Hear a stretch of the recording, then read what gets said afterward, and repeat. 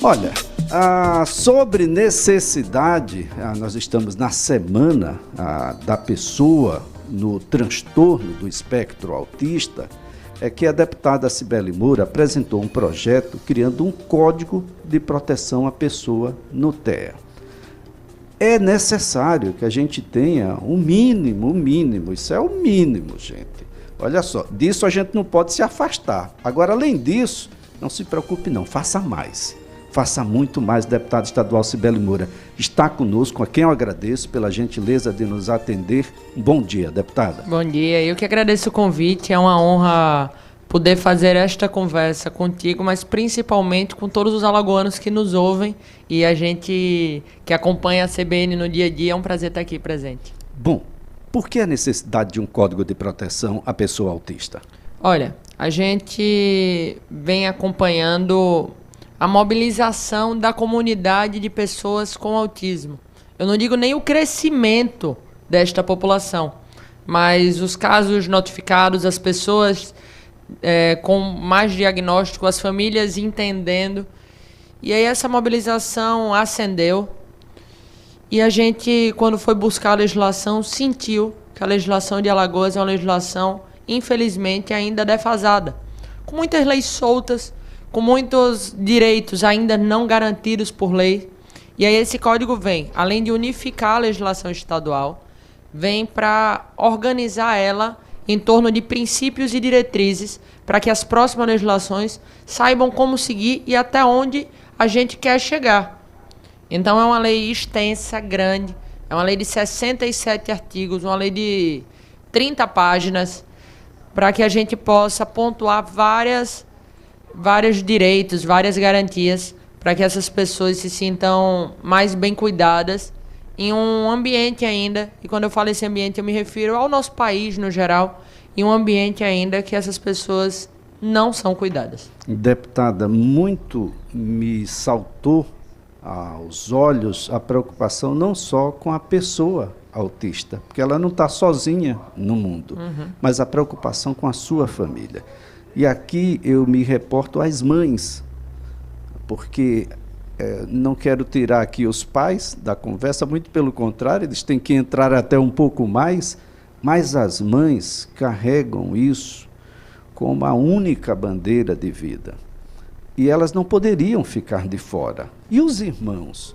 Então há uma preocupação nessa sua política, nessa sua investida, não só com a pessoa, mas com a família também, deputada. Com certeza, a gente colocou uma parte da lei também pensando nessas pessoas, fazendo garantias a estas pessoas. Já existem algumas legislações em Alagoas que a gente aglutinou ao código, como, por exemplo, é importante que todos saibam, em Alagoas já é lei, já é um benefício que quem cuida de uma pessoa com autismo, da mãe, do pai, daquela pessoa ter o direito à carga horária de trabalho reduzida no estado de Alagoas, para que possa se dedicar ao tratamento desse seu filho ou neto. Então, a gente fez esse grande trabalho, a gente lutou muito para poder incluir essas pessoas, porque não basta cuidar do autista se a gente não cuidar da sua rede de apoio. Se a gente não cuidar da mãe, do pai, da avó, esse autista não estará bem cuidado, senão a sua família também não for assistida. Bem, essas políticas todas passam pela capacitação dos agentes públicos, que há ainda um certo desconhecimento, ou muito desconhecimento, ou total desconhecimento sobre o tema, e capacitá-los passa a ser uma necessidade. A gente também fez essa súplica ao governo e eu venho batalhando para conseguir que ela seja atendida. E a gente já conseguiu um grande apoio, que é a secretária estadual da pessoa com deficiência, ou seja, o governo já nos sinalizou que possivelmente atenderá este pedido para capacitar os professores, para capacitar toda a rede de saúde do estado de Alagoas, mas também para capacitar a polícia, para capacitar os bombeiros, para capacitar quem cuida da segurança pública das pessoas. Existe um caso, salvo engano, em Arapiraca, alguns anos atrás, que um autista foi morto, porque a polícia parou para averiguar para fazer o seu trabalho, não entendeu que aquela pessoa estava entrando em crise, achou que estava reagindo e acabou matando este jovem. Talvez, se a gente tivesse conseguido conscientizar, mostrar, ensinar aquela guarnição, esse caso não teria acontecido. E aí é um momento que não tenho dúvida que o PM e a Polícia Militar de Alagoas não queria ter passado por essa situação, mas que infelizmente a família passa por essa situação até hoje de ter perdido seu ente querido. Agora, deputada Cibele, esse Código de Proteção, ele vai alcançar saúde, educação, pelo visto, segurança, assistência social é um ponto de apoio também? Sim, o nosso código ele é bem grande, bem extenso. Ele visa e dá diretrizes para que o governo instale centros nas 5 regiões do estado, porque o que é que acontece hoje, muitas vezes, com as famílias do interior? Precisam se deslocar até a capital, e aí tem que fazer, às vezes, um trajeto de 2, 3 horas de van, todos os dias, com seu filho. A gente conhece casos de Alagoas, de mães, que têm 3 ou 4 filhos dentro do autismo, ou seja, é muito complicado para essa mulher conseguir dar conta. Então, com esses centros mais perto das cidades, a gente vai conseguir fornecer um serviço melhor. A gente coloca também dentro do código diretrizes para a educação, para que as escolas, por exemplo, não possam negar o ensino a nenhum autista. A gente coloca diretrizes para os concursos públicos. Infelizmente, já existiu casos aqui no nosso estado de concursos ou seletivas que não colocam o autista com grau de suporte 1, com nível de suporte 1, como autista com direito à cota. E aí, com a nossa legislação, se você for diagnosticado dentro do autismo, você tem direito a isto, que é a legislação federal. A gente só está replicando e garantindo. Só criou meia pessoa com deficiência, Exatamente. Ou pessoa com meia deficiência. Exatamente. Poxa, gente, definitivamente, pessoas não escolhem ter deficiência. Você não quer ser autista. Então tem que respeitar a condição de autista dos outros. Há um grande desafio, deputada, que são os números. Nós temos em curso aí, porque ficou permanente, uma política de um censo da pessoa com deficiência em geral, entre elas as pessoas autistas. Mas parece-me que a gente precisa de um pouco mais. Parece-me que a gente precisa pegar o profissional que diagnostica e dizer a ele que ele está obrigado, e talvez aí a gente tenha que ter uma nova lei para isso, ou um ingresso, um aditivo aí nessa própria tratativa que faz a deputada junto à Assembleia, para que quem diagnostica esteja obrigado a inserir esse diagnóstico nos anais públicos, de modo que a gente saiba quantos são, onde estão, qual é o suporte, 1, 2 ou 3. Essas pessoas, um pouco depois, a gente vai saber, estão em terapias, estão tendo as tratativas, está na escola, está no mercado de trabalho. O desafio é imenso, deputada. Gigante, o desafio é muito grande, e a gente tem um caso de subnotificação gritante, e por vários motivos. O primeiro motivo é esse que você citou, que a gente não consegue pegar o diagnóstico que já foi feito e colocar dentro das estatísticas. E o segundo motivo, e mais preocupante, é o que a gente não consegue fazer de diagnóstico. A gente não consegue fazer o diagnóstico porque as escolas não estão preparadas para fazer este apontamento, porque, infelizmente, existe um preconceito grande ainda da nossa sociedade de não querer buscar os profissionais que possam fazer o diagnóstico. E o terceiro motivo, e talvez o mais importante, é que falta ainda essa rede para que as famílias possam buscar esse diagnóstico de maneira mais fácil, mais clara e mais tranquila. É muito complicado a gente imaginar uma mãe que tem aquele seu filho e ela vem buscando diagnóstico e de um médico passa para outro, isso quando consegue marcar a consulta.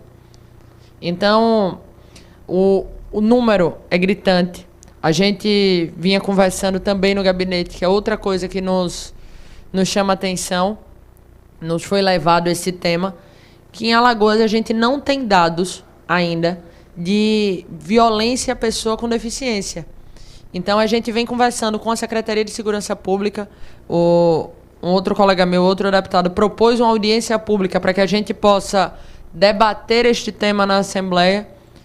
E algumas medidas simples podem ser feitas, como, por exemplo, mudar a forma de fazer BO, como, por exemplo, ter alguém dentro da delegacia que, se a pessoa não deu essa informação, possa, de uma maneira mais humana, tentar descobrir esta informação para colocar, para notificar. Para quem nos ouve, se a gente não tem números, se a gente não tem dados, a gente não faz política pública. Qualquer política pública, ou qualquer coisa que o governo possa vir a tentar executar, ela só pode ser feita com base a dados. Como é que a gente combate uma violência se ela não aparece no mapa da violência? A gente precisa notificar. Olha, os últimos dados do DSM, órgão americano, sobre o tema, são do ano passado, de março do ano passado. A cada 2 anos, nós temos uma revisão desses dados. Março do ano passado, crianças até 8 anos, a cada 36 crianças de até 8 anos nos Estados Unidos, uma tinha diagnóstico de autismo. Se a gente pegar esse modo de viver, que a gente quer replicar aqui no Brasil, e replica no Brasil, né, comida multiprocessada, muita gente sem ter o que fazer do ponto de vista das atividades físicas e tudo mais, a gente deve replicar esses dados aqui no Brasil, em algumas regiões que têm um modo de vida muito parecido.